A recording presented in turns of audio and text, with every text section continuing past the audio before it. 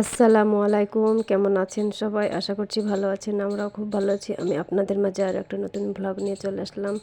আর এই যে দেখুন, আমি এখানে দুটো মানি প্লান্টের চারা তৈরি করেছিলাম, সেটা একটু জলে রেখে দিলাম। এখানটায় আরও ছিল, এত বড়ই আরও ছোট ছোট চারা ছিল, সেগুলো আমি একজনকে দিয়েছি।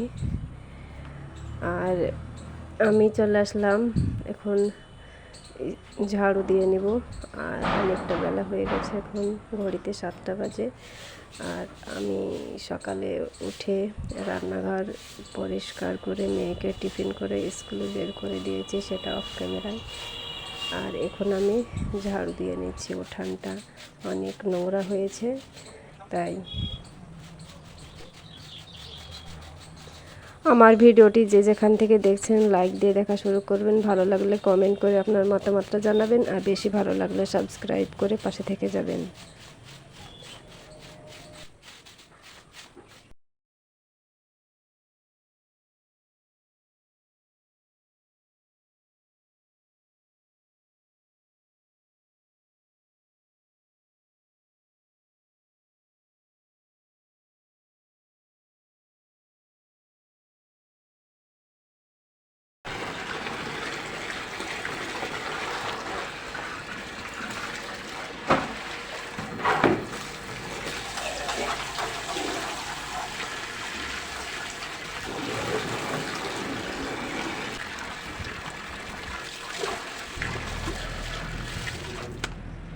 মোটরের সাহায্যে আমি জল তুলে নিলাম, এক গামলা, বড় গামলার এক গামলা। আর এই যে এখন আমি মেজে ঘষে আমি পরিষ্কার করে নিচ্ছি প্রতিটা থালা বাসন।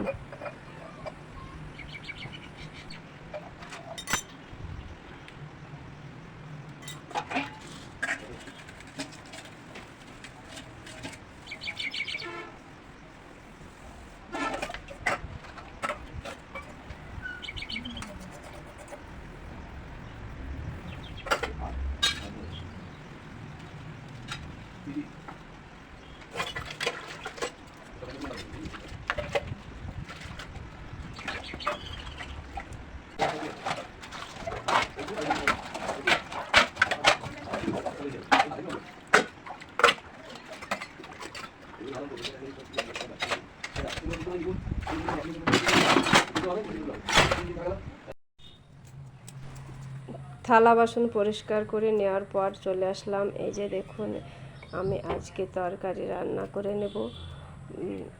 আলু সিদ্ধ, ডিম আর সয়াবিন দিয়ে আমি ঝোল করব। তাই আমি মশলাগুলো এখন আমি কেটে নিচ্ছি, তারপরে মিক্সিং জারে আমি পেস্ট করে নেব। প্রথমে আমি কয়েকটা রসুন আমি খোসা ছাড়িয়ে নিলাম, তারপরে আদা ছাড়িয়ে ছোট ছোট করে কেটে নিচ্ছি।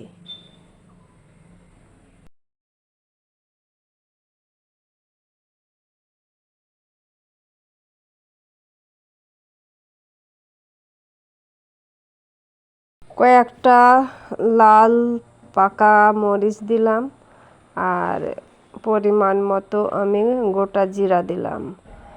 আর এখন আমি ছোট ছোট করে পেঁয়াজ কেটে নিচ্ছি, সেটাও আমি মিক্সিং জারে দিয়ে সবগুলো মিলে আমি গ্রেট করে নেব।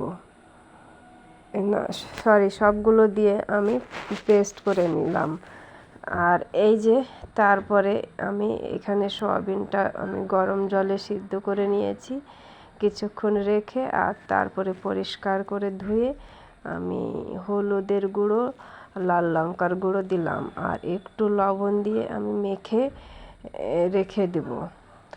আর এদিকে আমি 4টে ডিম সিদ্ধ করে নিয়েছি। ডিমটাকেও আমি এই যে আমি খোসা ছাড়িয়ে নেব, সেই কারণে আমি খোসাগুলো একটু একটু করে ভেঙে নিলাম, তাতে সুবিধা হয় তাড়াতাড়ি খোসা ছাড়ানো। এই যে দেখুন, খোসা ছাড়ানো হয়ে গেল।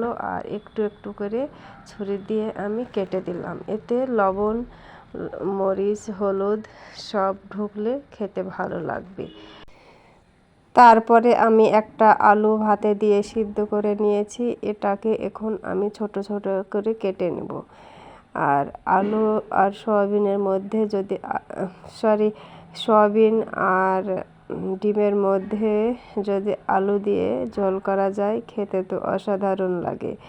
আর এই যে সয়াবিন, আলু আর ডিম সব আমি রেডি করে নিয়েছি। এবার তারপর আমি সয়াবিনটা আগে ভেজে নিচ্ছি, তারপরে আলু আর ডিম ভেজে নেব।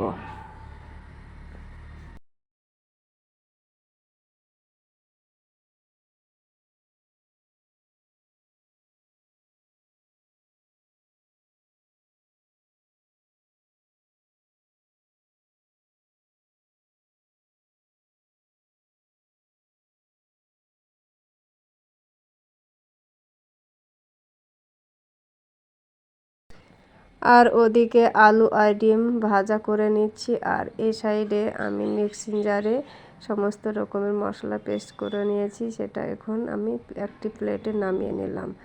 আর সব লাস্টে আমি যখন মশলা পেস্টটা কষিয়ে নেব তখন মিক্সির এই জারটা আমি ধুয়ে আমি মশলাগুলো ঢেলে নিব। আর এই মশলাতে আমি হলুদ আর লবণ দিয়ে আমি মিক্সড করে এই যে এখন সমস্ত রকমের আলু, সয়াবিন আর ডিম কষিয়ে নিচ্ছি। এই যে ঝোল হয়ে গেছে। আজকের মতো ভিডিও শেষ করলাম। আল্লাহ হাফেজ।